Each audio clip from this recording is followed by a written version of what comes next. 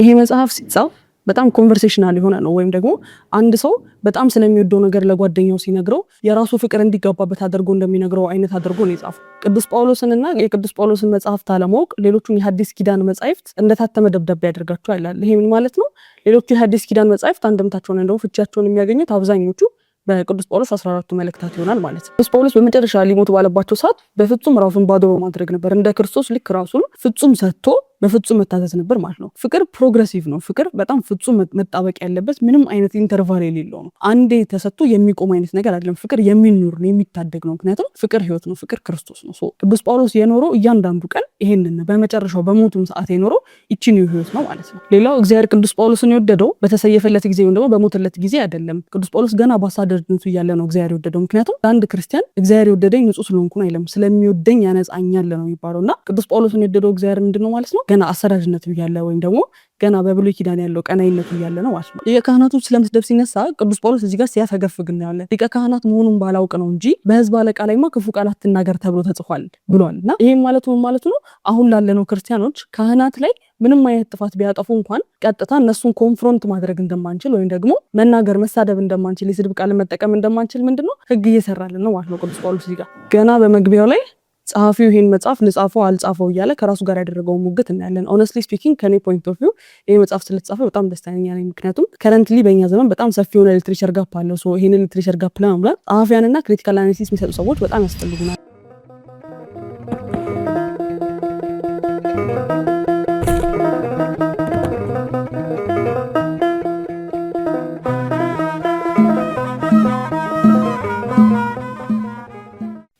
በስመ አብ በወልድ በመንፈስ ቅዱስ አሐዱ አምላክ አሜን።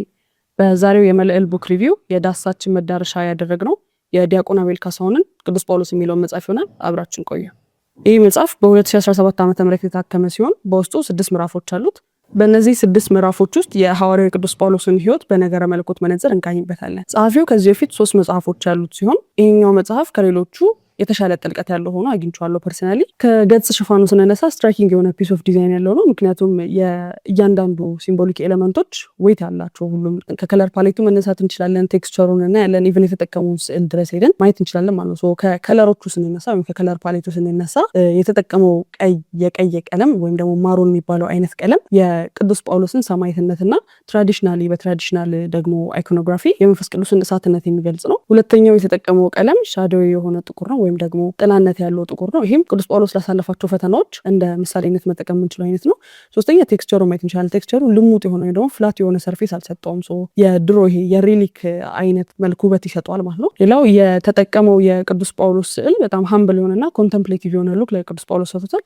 ከከቨሩ ብቻ ተነስተን ይሄን ማለት እንችላለን። ሌላው ቀጣዩ ኮንሰፕት ምንድነው? የመጽሐፉ ርዕስ ነው። የመጽሐፉ ርዕስ እንደምናውቀው ቅዱስ ጳውሎስ ነው የሚለው እንደ ሌሎቹ ለቅዱሳት እንደተጻፉ መጽሐፍት ለምሳሌ እንደ ቅዱስ አትናቴዎስ እንደ ቅዱስ ዮሐንስ አፈወርቅ ሕይወቱና ትምህርቱ የሚል አይነት ርዕስ አልሰጠውም።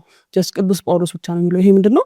መጽሐፉን ውስጡ ገብተን እንድናነብ ወይም ደግሞ እኛ ራሳችን መርምረን እንድንደርስበት የሚያደርግ አይነት ወይም ደግሞ የሚገፋ ነው ወደዛ ማለት ነው። እኔም ዳሰሳውን ሳደርግ ወደ ዋና ኮር ኮንሰፕቶቹ በጣም ሳልገባ አጽንኦት ሊሰጣቸው ይገባል የምላቸውን ሀሳቦች ብቻ ከላይ ነክቼ ያልፋለሁ ማለት ነው። ይሄ መጽሐፍ ሲጻፍ የሀሳብ ምልአቱ እንደጠበቀ ታሪክን፣ ነገረ አበውን፣ ነገረ መለኮትን፣ ባዮግራፊ እነዚህን ሁሉ ነገሮች አካቶ ነገር ግን የሀሳብ ምልአቱን እንደጠበቀ መጽሐፉን ይጨርሳል ማለት ነው። ገና በመግቢያው ላይ ጸሐፊው ይሄን መጽሐፍ ልጻፈው አልጻፈው እያለ ከራሱ ጋር ያደረገው ሙግት እናያለን። ኦነስትሊ ስፒኪንግ ከኔ ፖይንት ኦፍ ቪው ይሄ መጽሐፍ ስለተጻፈ በጣም ደስተኛ ነኝ። ምክንያቱም ከረንትሊ በእኛ ዘመን በጣም ሰፊ የሆነ ሊትሬቸር ጋፕ አለው። ይሄንን ሊትሬቸር ጋፕ ለመሙላት ጸሐፊያንና ክሪቲካል አናሊሲስ የሚሰጡ ሰዎች በጣም ያስፈልጉናልና መጽሐፉ በጣም የሚበረታታው ነው አግኝቼዋለሁ። ሌላው ይሄ መጽሐፍ ሲጻፍ በጣም ኮንቨርሴሽናል የሆነ ነው። ወይም ደግሞ አንድ ሰው በጣም ስለሚወደው ነገር ለጓደኛው ሲነግረው የራሱ ፍቅር እንዲጋባበት አድርጎ እንደሚነግረው አይነት አድርጎ ነው የጻፈውና እሱንም ፓርት በጣም ወድጄዋለሁ። ሌላው በዚህ መግቢያ ላይ ያለው ኮንሰፕት ምንድነው? ቅዱስ ጳውሎስንና የቅዱስ ጳውሎስን መጽሐፍት አለማወቅ ሌሎቹን የሐዲስ ኪዳን መጻሕፍት እንደታተመ ደብዳቤ ያደርጋቸዋል ይላል። ይሄ ምን ማለት ነው? ሌሎቹ የሐዲስ ኪዳን መጻሕፍት አንድምታቸውን እንደው ፍቻቸውን የሚያገኙት አብዛኞቹ በቅዱስ ጳውሎስ 14ቱ መልእክታት ይሆናል ማለት ነው። አሁን ወደ ምዕራፍ 1 እናልፋለን። ምዕራፍ 1 ላይ ምንድነው ያለው? ኦቨርኦል ሐዋርያት ጊዜ የነበረውን አገልግሎታቸውና ይደርስባቸው የነበረውን ፈተና ዳሳ ለማድረግ ሞክሯል። ሌላው ታሪክና ነገረ አበውን ጠቅሶ በደንብ አብራርቶ አሁን ላለችው ቤተክርስቲያን ሐዋርያት መሰረትን ሲጥሉ እንዴት እንደነበር ገልጿል። ክህነትና ስፔሻሊ ደግሞ ድቁና ያለውን የአገልግሎት ሚስጥር ወይም ደግሞ ዲያቆናት እንዴት ላይካነ ሚስጥር እንደሆኑ ከዛ ጊዜ ጀምሮ የነበራቸውን አገልግሎት እያንዳንዱን በደንብ ዲፕሊ ገብቶ አብራርቷል። ከዛ ደግሞ በዚሁ በምዕራፍ 1 ላይ ዲፐር የሆኑ ቴዎሎጂካል ኮንሰፕቶችን እናገኛለን።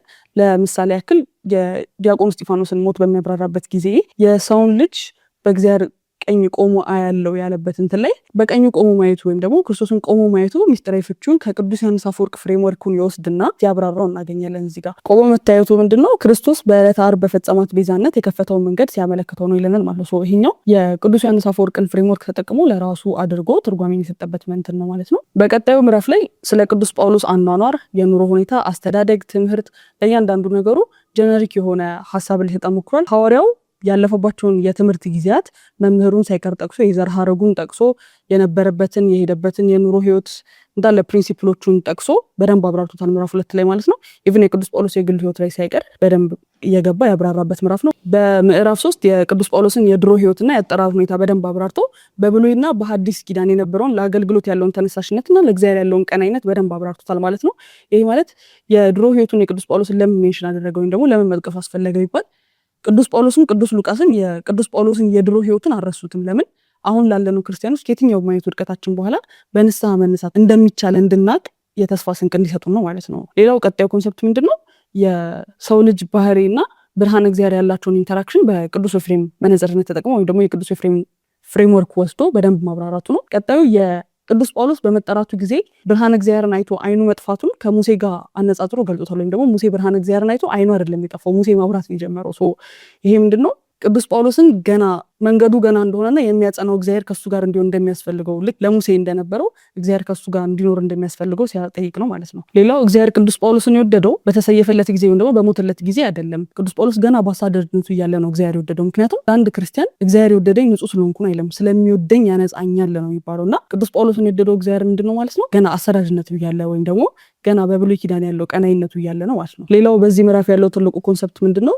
ቤተክርስቲያን ለምን ታሳደኛለህ የሚለውን ነገር ዲፋይን ስታደርጉ ያለው ነገር ነው። እሱም የእርሱ ከመሆን እርሱን ወደ መሆን ያደግንበት ወይም ደግሞ አማልክት ዘበጸጋ የሆንበትን ተዋህዶዊ ሚስጥር የሚያሳይ ነው። ቀጣዩ ደግሞ ቅዱስ ጳውሎስ በፍጹም መመለስ ወይም ደግሞ እስከ መጨረሻው ባደረገው መመለስ ላይ ምን ላደርግ ብሎ ሲጠይቅ እግዚአብሔር ይነግሩሃል ያለው ወይም ደግሞ ክርስቶስ ይነግሩሃል ብሎ ነው የነገረው። ይሄ ምንድነው? በየትኛውም ሁኔታ ቢገለጠልን ተገለጠልን ብንል ወይም ራእይ ቢታየን ከቤተክርስቲያን በላይ እንዳልሆነን ለማሳየት ነው። ከዛ ቀጥሎ ያለው ደግሞ ሐናንያ ጋር መላኩና ሌሎቹ ትላልቅ ሐዋርያት ጋር አለመላኩ ወይም ደግሞ ቅዱስ ጴጥሮስና ቅዱስ ዮሐንስ ጋር አለመላኩ ሐናንያ ጋር ስለመላኩ የክብረ ክህነትን ለማሳየት ስለፈለገ ነው ማለት ነው። ቀጣይ በምዕራፍ 4 ከቅዱስ ጳውሎስ አካላዊ መልክና ቁመና በመነሳት እስከ ስብዕናው ድረስ በማብራራት ዲፕ የሆኑ ቴዎሎጂካል ኮንሰፕቶችን በዚህ አብራርቷል ማለት ነው። ከዚህ ውስጥ አንድ ትልቅ ንዑስ ርዕስ አለ። እሱም ልጁን በእኔ ሁኔታ ሊገልጥ በወደደ ጊዜ የሚለው ነው። እዚህ ንዑስ ርዕስ ላይ ምንድነው? ከእግዚአብሔር ቸርነት በተጨማሪ ጳውሎስ ውስጥ የነበረውን የአገልግሎት ቀናይነት ወይም ደግሞ ለአገልግሎት መሰጠትን የምናይበት ነው። በዚህ ውስጥ ቅዱስ ጳውሎስ በውሸት መንገድ የእውነት እያገለገለ የነበረውን ክርስቶስ ሞቲቭን ቀይሮ መንፈስ ቅዱስ ደግሞ ጨውነትን ጨምሮ ህይወቱን እንዴት እንዳስተካከለለት ወይም ደግሞ አገልግሎቱን እንዴት ወደ እውነት መንገድ እንዳመጣለት የምናይበት ነው። ሌላው ቅዱስ ዮሐንስ አፈወርቅ ቅዱስ ጳውሎስ ይሄ ሁሉ ቸርነት ይሄ ሁሉ ጸጋ የተሰጠው ከእግዚአብሔር መሆኑን እናውቃለን፣ ለመቀበል ያሳየውን የፈቃድ ኃይል ግን እናደንቃለን ይላል። የፈቃድ ኃይል የሚለው ኮንሰፕት ዲፋይን ስናደርገው ምንድነው? ሊቁ አውግስጢኖስ ከፊላዴስ ጋር ያደረገው ክርክር ላይ የሚለው አንድ ቃል አለ። he who created you without you won't justify you without you የሚል ቃል አለና ምን ለማለት ፈልጎ ነው? ያለኛ ቢፈጥረንም ጀስቲፋይ ሲያደርገን ግን ያለኛ አይሆንም ነው።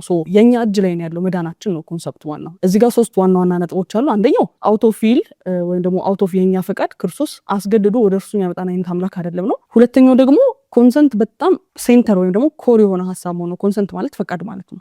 ከኛ የሚመጣው ፈቃድ በጣም ኮር የሆነ ሴንትራል የሆነ ሀሳብ መሆኑን ለማጠየቅ ነው። ሶስተኛው ደግሞ ዋናው እነዚህ ሁሉ ነገሮች የሚመጡት ወይም ደግሞ የፈቃድ ኃይልን የምናገኘው ቸርነቱን ጸጋውን የምናገኘው ከእግዚአብሔር ጸጋው ሲሰጠን ነው ወይም ደግሞ ፈቃዳችንን ለእሱ የማስገዛት ራሱ ጸጋው ሲሰጠን ነው ማለት ነው። ምዕራፍ 5 እና 6 በጣም ዲፕ የሆኑ ቴዎሎጂካል ኮንሰፕቶች ያሉባቸው ናቸው። እያንዳንዱ ነገር ውስጥ ዲቴል አልገባም፣ ግን እንዲሁ እንደ ሀሳብ ያህል መነሳት አለባቸው የምላቸው ኮንሰፕቶች ምንድናቸው? አንደኛ ጳውሎስ ለምን ተመረጠ?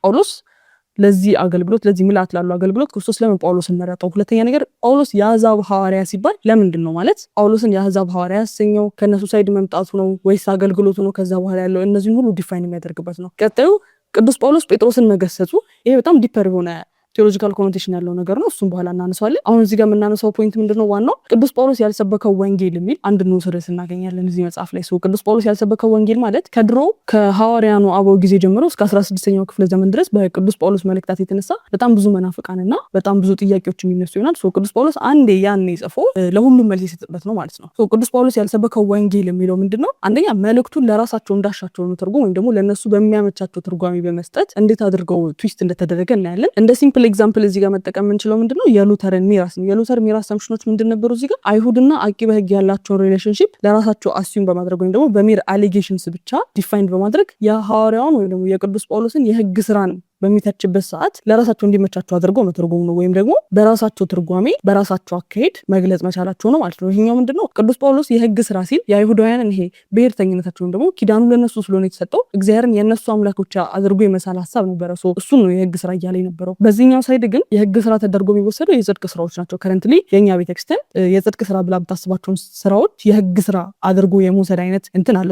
ቅዱስ ጳውሎስ ለነዚህ ሁሉ ቀድሞ ያኔ በሐዋርያቱ ጊዜ መልስ የሰጠ ነው ማለት ነው። በመጨረሻው ምዕራፍ ላይ ስለ ሊቀ ካህናቱን ስለመስደብና ሌሎችን ጉዳዮች ያነሳል ማለት ነው። ሊቀ ካህናቱን ስለመስደብ ሲነሳ ቅዱስ ጳውሎስ እዚህ ጋር ሲያፈገፍግ እናያለን። ሊቀ ካህናት መሆኑን ባላውቅ ነው እንጂ በሕዝብ አለቃ ላይማ ክፉ ቃል አትናገር ተብሎ ተጽፏል ብሏል። እና ይሄም ማለቱ ነው አሁን ላለነው ክርስቲያኖች ካህናት ላይ ምንም አይነት ጥፋት ቢያጠፉ እንኳን ቀጥታ እነሱን ኮንፍሮንት ማድረግ እንደማንችል ወይም ደግሞ መናገር መሳደብ እንደማንችል የስድብ ቃል መጠቀም እንደማንችል ምንድነው ሕግ እየሰራልን ነው ማለት ነው ቅዱስ ጳውሎስ እዚህ ጋር። ቀጣዩ ምንድነው በተመሳሳይ አገልግሎት ውስጥ ሆነን አንድ አይነት ፍሬምወርክ ላጣን ሰዎች ወይም ደግሞ ፕሮፐር የሆነ መገናኛ ላጣን ሰዎች ምንድነው ቅዱስ ጳውሎስ ጴጥሮስን ሲገስጸው ቅዱስ ጴጥሮስ በፍጹም እሺታ መንቀበሉ፣ ቅዱስ ጳውሎስ ደግሞ በፍጹም ትትና መገሰጹን ማስታወስ አለብን ማለት ነው። ክሪቲክ ለምንሰጥም ክሪቲክ ለምንቀበልም ይሄ በጣም ትልቅ ምሳሌ ወይም ደግሞ ትልቅ ግራውንድ ያደላደለ ነው ማለት ነው። የመጨረሻው ኮንሰፕት ምንድነው? ቅዱስ ጳውሎስ ስናነሳ ፍቅርን ሳናነሳ ማለፍ አንችልም። ፍርሃትና ፍቅር የሚለውን ኮንሰፕት እዚህ ጋር በደንብ እናያለን ማለት ነው። ቅዱስ ጳውሎስ በፍጹም ፍቅር ነው እንጂ የነበረው ምንም አይነት ፍርሃት በሱ እየታየ አልነበረም። ልሄድ ከክርስቶስም ጋር ልኖር እናፍቃለሁ ሲል ቅዱስ ጳውሎስ በውስጡ የነበረው ምንድነው ማለት ነው? ፍቅር ነው የነበረው። ለቅዱስ ጳውሎስ ሞቱ ምንድነው? ከክርስቶስ መለየት ነው። ይሄ ጄኑዊንሊ በቃ ሲኦል ማለት ነው።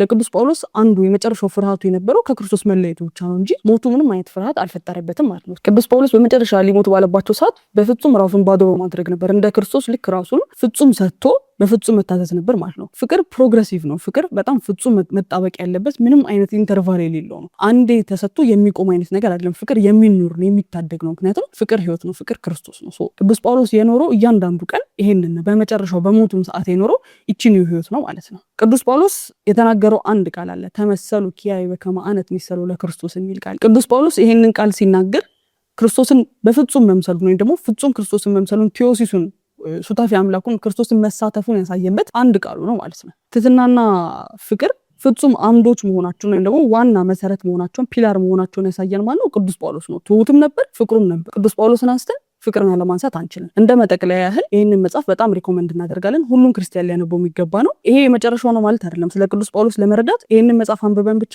ጨርሰናል ማለት አይደለም። መጽሐፉ ላይ ሌሎች ሪፈረንሶች አሉ። እነሱንም ተጠቅመን የቅዱስ ጳውሎስን መልእክታትንም አንብበን ስለ ቅዱሱ ያለንን እውቀት ከፍ አድርገን የቅዱሱ በረከት በእኛ ላይ እንዲያድር ይሁን። ይህንን መጽሐፍ ሁሉም ክርስቲያን ሊያነበው የሚገባ ነው። ይሄ መጽሐፍ ብቻ ነው ስለ ቅዱስ ጳውሎስ መነበብ ያለበት እያልኩኝ ሳይሆን 14ቱ መልእክታቱን አንብበን ስለ ቅዱስ ጳውሎስ እዚሁ መጽሐፍ ላይ የተሰጡትን ሌሎች ሪፈረንሶች እያንዳንዱን አንብበን ስለ ቅዱሱ ያለንን እውቀት በመጨመር እርሱ የኖረውን ክርስቶስ እንድንኖረው እግዚአብሔር ይርዳል። መልካም ነው።